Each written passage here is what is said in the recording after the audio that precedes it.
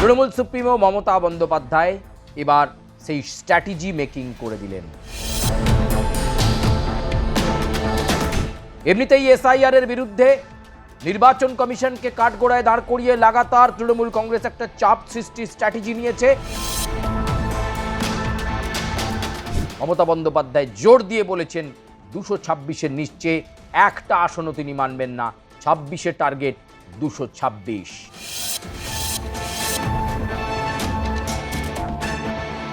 মমতা বন্দ্যোপাধ্যায়ের এই strategy making সত্যি এখন নাওয়া খাওয়ার সময় নেই তৃণমূলের কাউন্সিলরদের কাছে।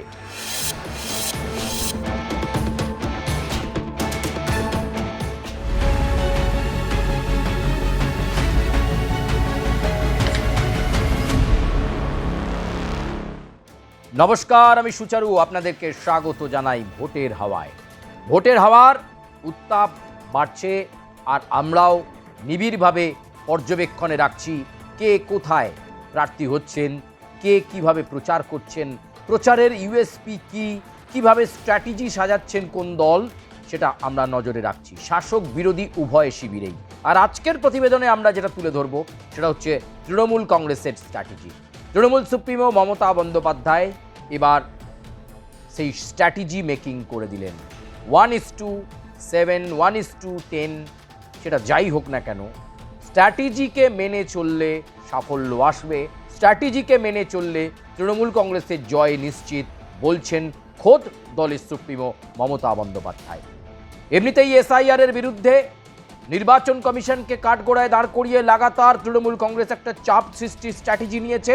আর এবার সরাসরি মমতা বন্দ্যোপাধ্যায় বার্তা দিলেন, যে বার্তা দলের আপামর কর্মী সমর্থক নেতৃত্বকে মেনে চলতে হবে।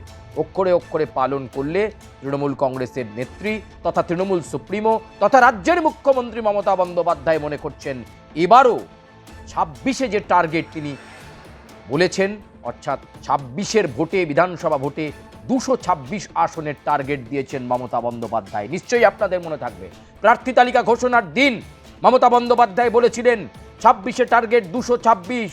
সেই 226 টার্গেট সম্পূর্ণ করাটা মোটেও সহজ নয়, সেটা খোদ দলনেত্রী জানেন।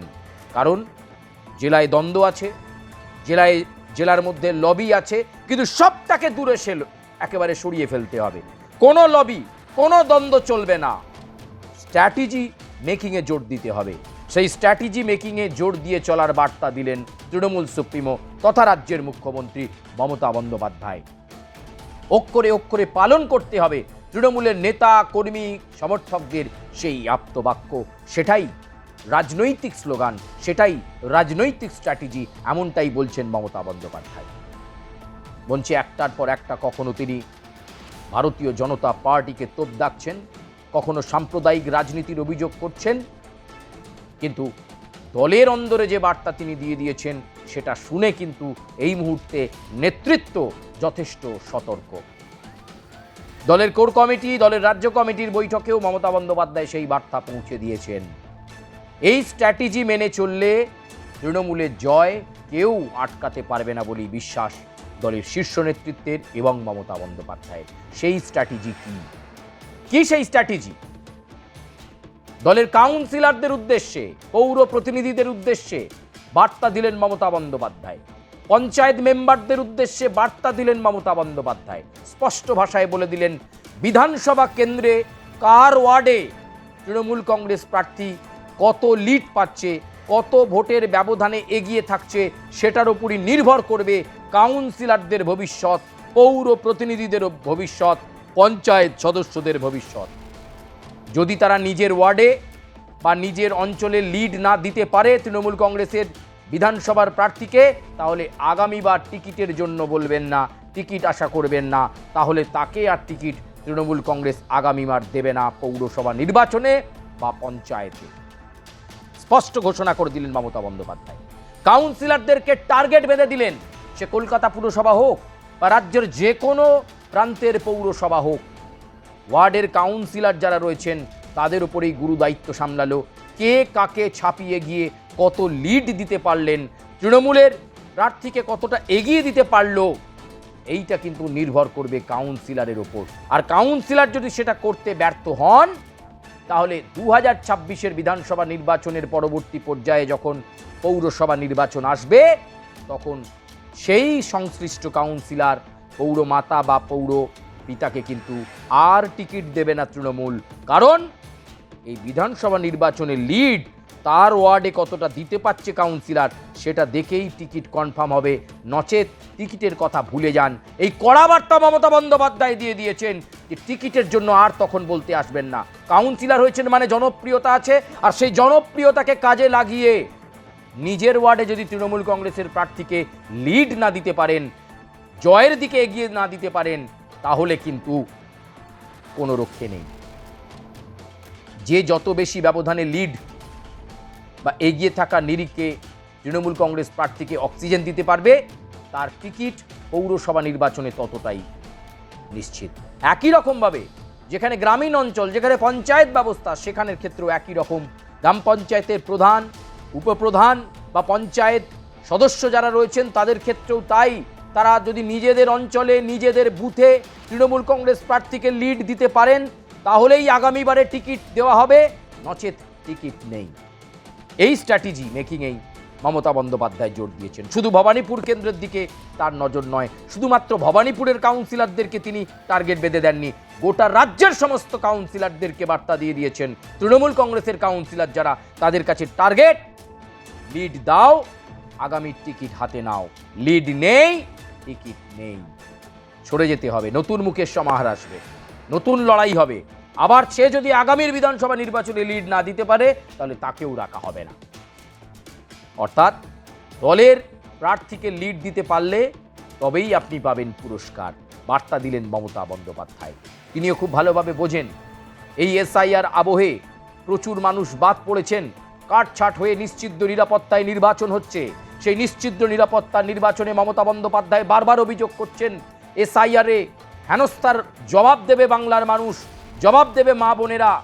আর ঠিক সেই সময় এই স্ট্র্যাটেজিও বার্তা তিনি দিয়ে দিয়েছেন। এখন আদা জল খেয়ে নেমে পড়েছে কলকাতা থেকে শহরতলি, কোচবিহার থেকে কাকদ্বীপ, সমস্ত জায়গার কাউন্সিলররা, পঞ্চায়েত সদস্যরা। কারণ তারা জানেন, তারা যদি লিড না দিতে পারেন, বিধানসভায় যে প্রার্থী হয়েছে তাকে লিড না দিতে পারলে আগামীর পৌরসভা নির্বাচনে বা পঞ্চায়েত নির্বাচনে টিকিট পাবেন না।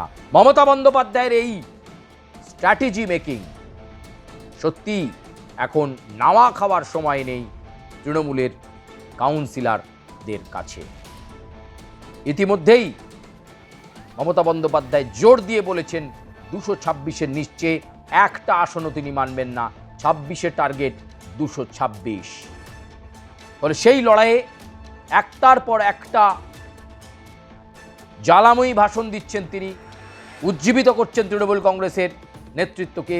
কিন্তু তার সঙ্গে স্ট্র্যাটেজি মেকিংটাও দরকার। আর এই টার্গেট বেঁধে দিয়ে এবার কিন্তু বাড়তি চাপ তৈরি করে দিয়েছেন খোদ দলনেত্রী মমতা বন্দ্যোপাধ্যায়। আপনারা কি মনে করছেন, তৃণমূল কংগ্রেসের কাউন্সিলররা এই টার্গেট সম্পূর্ণ করতে পারবে? তাদের নিজস্ব বিধানসভাতে তাদের দলীয় প্রার্থীকে লিড দিয়ে এগিয়ে রাখতে পারবে?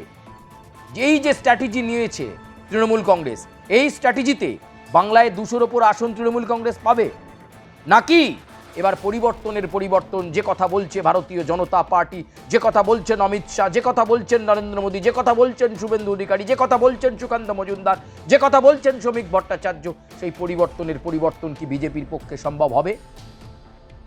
আপনারা আপনাদের সুচিন্তিত মতামত কমেন্ট বক্সে জানাবেন, লাইক করবেন, সাবস্ক্রাইব করবেন, বেল আইকনে প্রেস করবেন।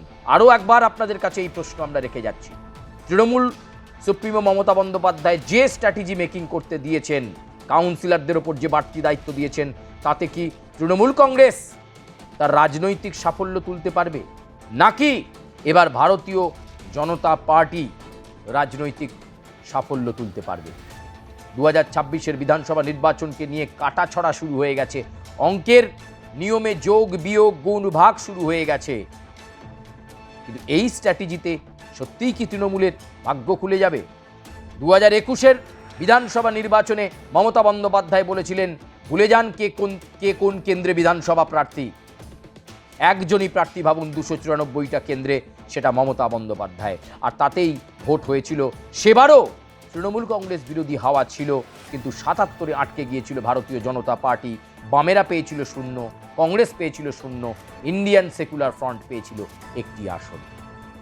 এবারের সেই নির্বাচন কতটা চিত্তাকর্ষক হতে চলেছে আপনারা কি মনে করছেন? তৃণমূলের এই স্ট্র্যাটেজি মেকিংটাকে কিভাবে দেখছেন? ভারতীয় জনতা পার্টির সম্ভাবনাই বা আপনারা কিরাম দেখছেন? আরও একবার বলে যাই, লাইক, কমেন্ট, শেয়ার করবেন এবং অবশ্যই আপনাদের মন্তব্য আমাদের শিরোধার্য। আপাতত বিদায় নিচ্ছি বিশেষ প্রতিবেদন থেকে, ভোটের হাওয়া থেকে। আপনাদের সঙ্গে ভোটের হাওয়া নিয়ে আবার দেখা হচ্ছে খুব দ্রুত।